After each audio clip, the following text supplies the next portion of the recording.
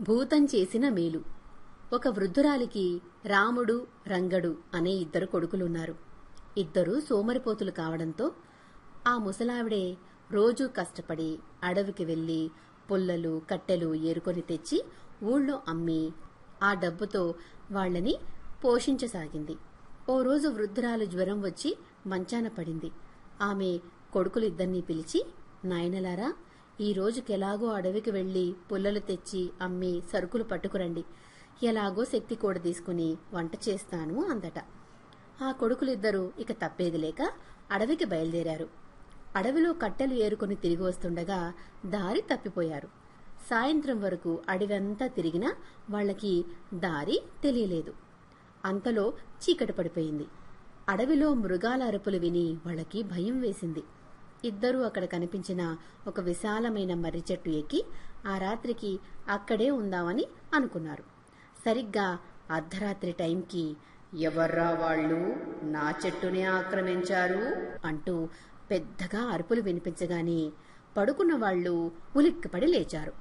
వణికిపోతూ చూస్తే అక్కడ ఒక భూతం కనిపించింది. దాన్ని చూసి ఇద్దరూ వణకడం ప్రారంభించారు. భూతం వాళ్లను పరికించి చూసి, పిల్లకాయల్లా ఉన్నారు, ఇంత రాత్రివేళ ఈ చెట్టు మీద మీకేం పనిరా అంది. ఇద్దరూ భయపడుతూనే జరిగిందంతా చెప్పారు. అది విని భూతం గట్టిగా నవ్వింది. అలాగా, అయితే రావలసిన చోటుకే వచ్చారు. మిమ్మల్ని వదిలేస్తాను గాని నాకో సహాయం చేసి పెట్టండి అంది. ఏమిటి అన్నారు ఇద్దరు. భూతం ఆ చెట్టు తొర్రలోంచి ఒక పెద్ద బంగారు నాణాల మూట తెచ్చి వాళ్లకిస్తూ, దీనిని కృష్ణాపురంలో ఊరి చివర పూరిపాకలో ఉన్న ముసలమ్మకు ఇవ్వండి అందట. ఇద్దరూ సరేనని భూతం చెప్పిన దారి వెంట నడకని మొదలుపెట్టారు. కొంత దూరం వెళ్లేసరికి రంగడికి ఒక దుర్బుద్ధి పుట్టింది. ఇంత బంగారం ఎవరికో ముసలిదానికి ఇవ్వడం ఎందుకు? అన్నయ్య, మనమే తీసుకువెళదామా?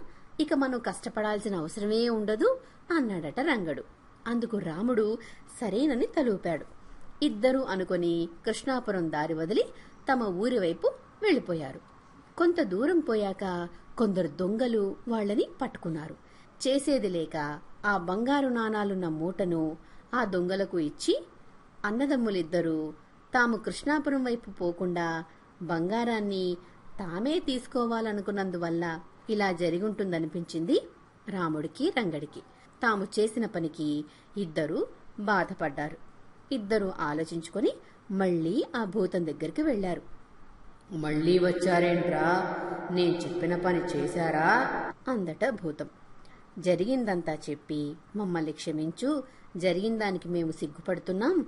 నువ్వు చెప్పిన ముసలమ్మను జీవితాంతం పోషించి మేం చేసిన తప్పుని దిద్దుకుంటాం అన్నారట. కాని ఆ భూతం కోప్పడలేదు, సంతోషించలేదు. ఒక నిట్టూర్పు మాత్రం విడిచి, మీ వల్లనైనా నాకు విముక్తి కలుగుతుందనుకున్నాన్రా, ప్రయోజనం లేకపోయింది అందట విచారంగా. ఆ భూతం కూడా ఒకప్పుడు మనిషే. ఆ భూతం పేరు రాజయ్య, ఊరు రామాపురం. అతనికి ముసలి తల్లి తప్ప ఇంకెవరూ లేరు. రాజయ్య ఏ పని చేసేవాడు కాదు. తల్లే కష్టపడి అతన్ని పోషించేది. ఓ రోజు షికారుగా అడవికి వచ్చిన రాజయ్య దారి తప్పి జంతువుల భయంతో ఇదే చెట్టు ఎక్కి ఓ విశాలమైన కొమ్మ మీద నిద్రపోయాడు.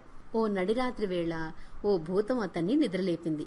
అతని కథ విని భూతం అతన్ని వదిలిపెడుతూ కృష్ణాపురంలో ఉంటున్న ముసలమ్మకి ఇవ్వమని కొన్ని బంగారు నాణేలు ఇచ్చింది.